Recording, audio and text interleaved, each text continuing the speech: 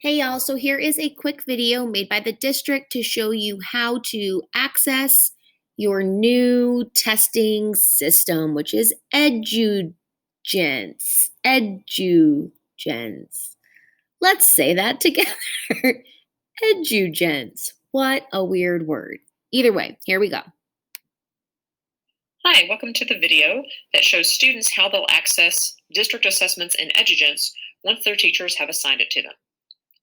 First of all, students will need to log into ClassLink as they normally do, and then they'll need to find the EduGens icon with the little logo there, and that's what they'll click on in order to be able to get to EduGens. Once students log into EduGens, they'll see this screen. There's a little bit on the left that gives the student's name and ID number, campus, and grade level, but this is where they'll see assessments that have been assigned to them. So any assessments assigned to them for which the Start Session button hasn't yet been pressed will appear over here in the orange column.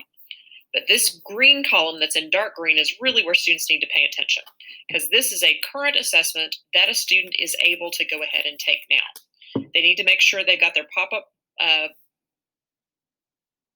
blocker off, that pop-ups are enabled on their browser, and it will tell them the status of their assessment, whether it has been submitted or not submitted. The status is currently not submitted because the student hasn't started to take the assessment yet. But I'm going to go ahead and click this Take Test button.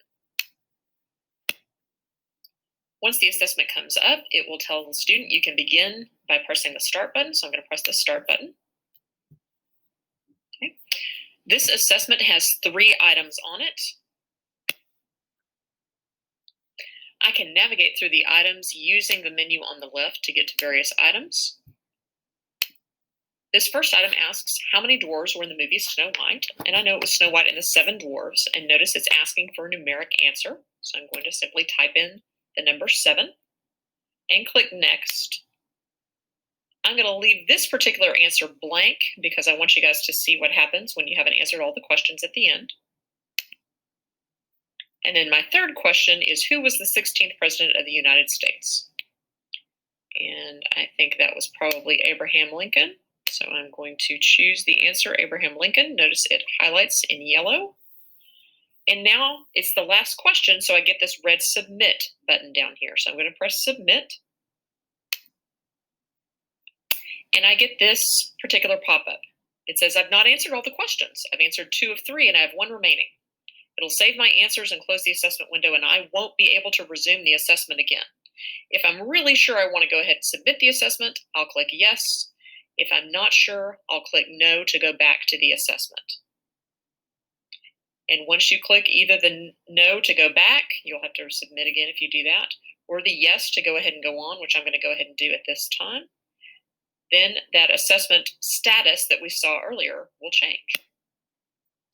Notice the status right now says in progress. I'm going to refresh this screen.